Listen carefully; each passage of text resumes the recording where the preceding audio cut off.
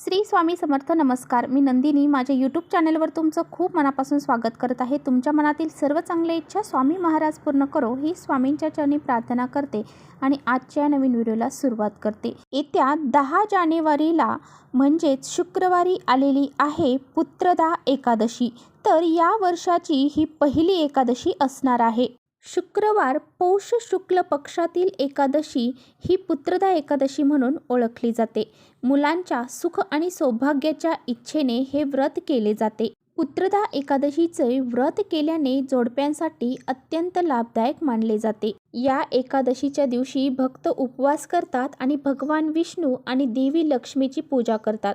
पौष पुत्रदा एकादशीचे व्रत संतान प्राप्तीचे सुख प्राप्त होते.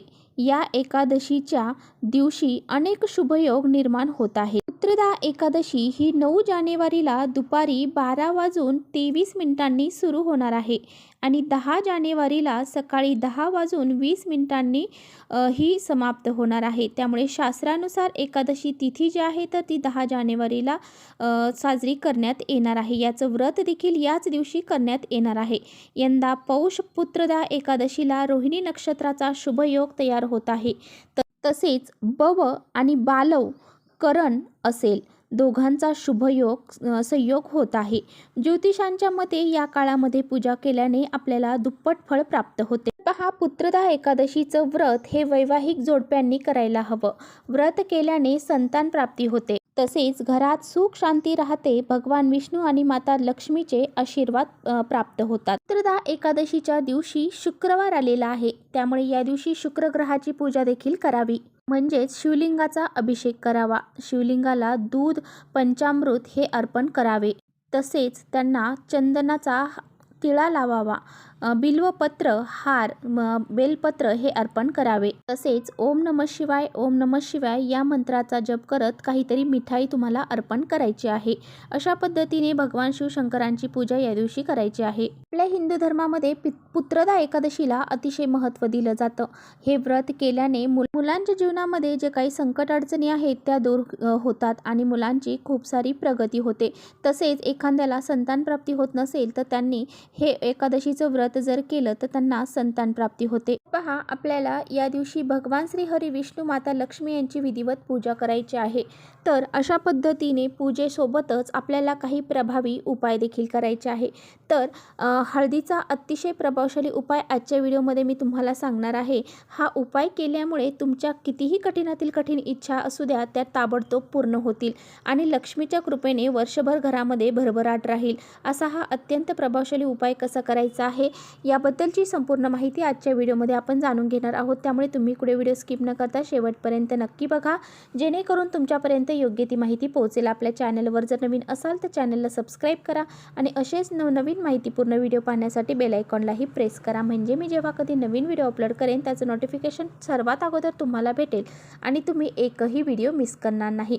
त्याचबरोबर कमेंट्समध्ये ओम नमो भगवते वासुदेवाय नमः हे लिहायला अजिबात विसरू नका. व्हिडिओ चांगला वाटला, माहितीपूर्ण वाटला तर आपल्या मित्रपरिवारांसोबत नक्की शेअर करा. तर पहा, या दिवशी तुम्हाला सकाळी लवकर उठायचं आहे. उठल्याबरोबर ओम नमो भगवते वासुदेवाय नमः या मंत्राचा जप करायचा आहे. म्हणजेच भगवान विष्णूंचं स्मरण करायचं आहे. यानंतर अंघोळीचं पाणी काढून तुम्हाला अंघोळ करायची आहे. एकादशीच्या दिवशी तुम्हाला अंघोळीच्या पाण्यामध्ये थोडीशी चिमूटभर हळद टाकायची आहे.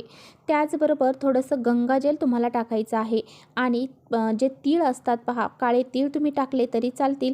तर हे काळे तीळ तुम्हाला टाकायचे आहेत किंवा पांढरे तीळ टाकले तरी चालतील. स्नान करून झाल्यानंतर तुम्हाला स्वच्छ कपडे परिधान करायचे आहेत. या दिवशी तुम्ही जर पिवळे कपडे परिधान केले तर अतिशय उत्तम राहील.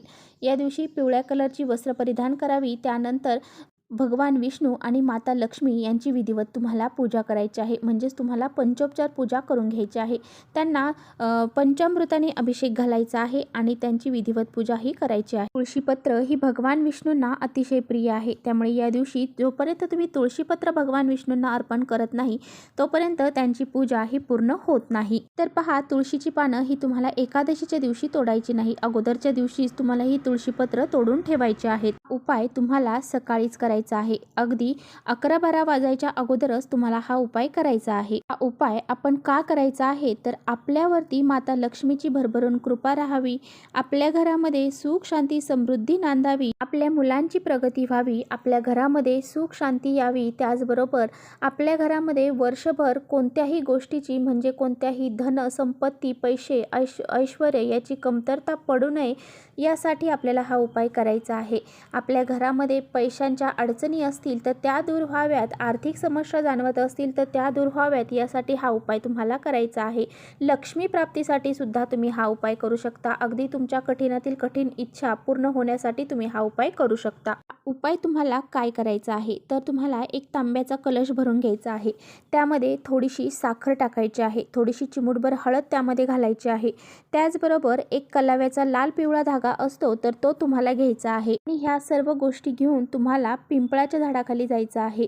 तर पिंपळाच्या वृक्षामध्ये एकादशीच्या दिवशी माता लक्ष्मी आणि भगवान विष्णू वास करत असतात आणि पिंपळाच्या झाडाला पूर्ण भगवान विष्णूचं स्वरूप मानलं जातं. आणि पहा, तुम्हाला हळद देखील जवळ घेऊन जायची आहे आणि तिथे गेल्यानंतर तुम्हाला त्या पिंपळाच्या झाडाखाली सर्वप्रथम जर तुम्ही दिवा घेऊन गेलेला असताल तर दिवा लावायचा आहे आणि त्यानंतर 11 वेळेस तुम्हाला हळद अर्पण करायची आहे. आता ओम नमो भगवते वासुदेवाय नमः चिमूटभर हळद घ्यायची, अर्पण करायची. परत एकदा हळद चिमूटभर घ्यायची आणि त्यानंतर ओम नमो भगवते वासुदेवाय नमः या मंत्राचा जप करत ती हळद अर्पण करायची. असं 11 वेळा तुम्हाला करायचं आहे. त्यानंतर तुम्हाला जे पाणी तुम्ही घरून घेऊन गेलेला आहात तर ते हळदीवरती अर्पण करायचं आहे. अगदी पिंपळाच्या बुडाला तुम्हाला हे सर्व करायचं आहे. गोलाकार पद्धतीने तुम्ही हे पाणी अर्पण करायचं आहे आणि जो कलावा आपण घेऊन गेलेलो आहोत, जो लाल पिवळा धागा घेऊन गेलेलो आहोत तर तो तुम्हाला त्या पिंपळाच्या झाडाला बांधायचा आहे. ज्या पद्धतीने आपण वडाच्या झाडाला धागा बांधतो त्या पद्धतीने हा लाल धागा तुम्हाला त्या पिंपळ वृक्षाला बांधायचा आहे. पिंपळ वृक्षाला तुम्हाला 7 प्रदक्षिणा घालायच्या आहेत आणि प्रदक्षिणा घालत असताना सुद्धा ओम नमो भगवते वासुदेवाय नमः या मंत्राचा जप करायचा आहे. तुमच्या मनामध्ये जी काही इच्छा असेल तर ती तुम्हाला व्यक्त करायची आहे. तुमच्या मनामध्ये जर धनप्राप्ती, लक्ष्मी प्राप्ती, घरामध्ये सुख शांती समृद्धी राहावी, त्याचबरोबर तुमच्या घराची मुलांची पतीची खूप सारी प्रगती व्हावी, कोणतीही तुमची इच्छा असू द्या ती तुम्हाला व्यक्त करायची आहे. आणि परत तुम्हाला दोन्ही हात जोडून भगवान विष्णूंना प्रार्थना करायची आहे की माझ्या घरामध्ये सुख शांती समृद्धी ऐश्वर्य यावे, त्याचबरोबर माझ्या घरातील इडापिडा वाईट शक्ती किंवा वाईट दोष लागलेले असतील तर ते दूर होऊ द्या आणि घराची मुलांची पतीची खूप सारी प्रगती होऊ द्या, असं तुम्हाला परत एकदा म्हणायचं आहे. तुमची जी काही इच्छा असेल ती व्यक्त करायची आहे आणि ओम नमो भगवते वासुदेवाय नमः या मंत्राचा 11 वेळा जप करायचा आहे. त्यानंतर तुम्हाला त्याच झाडाच्या खालची थोडीशी माती जी आहे तर ती सोबत घेऊन यायची आहे आणि ही माती तुम्हाला तुमच्या घरी आणून तुमच्या घरामध्ये एखादी झाड असेल किंवा एखादी कुंडी असेल, तुळस असेल किंवा इतर कोणती झाडं असतील त्या झाडांच्या कुंड्यांमध्ये ही माती तुम्हाला ठेवायची आहे. यामुळे आपल्या घरामध्ये कोणत्याही प्रकारची नकारात्मकता ही प्रवेश करत नाही. तर अशा पद्धतीने हा अतिशय साधा आणि सोपा उपाय तुम्हाला या एकादशीच्या दिवशी आवर्जून करायचा आहे. तर चला इथेच थांबवते. माझा व्हिडिओ आवडला असेल तर नक्की लाईक करा. चॅनलवर नवीन असाल तर चॅनलला सबस्क्राईब करा. परत भेटूया अशा छानशा व्हिडिओसोबत. तोपर्यंत श्री स्वामी समर्थ.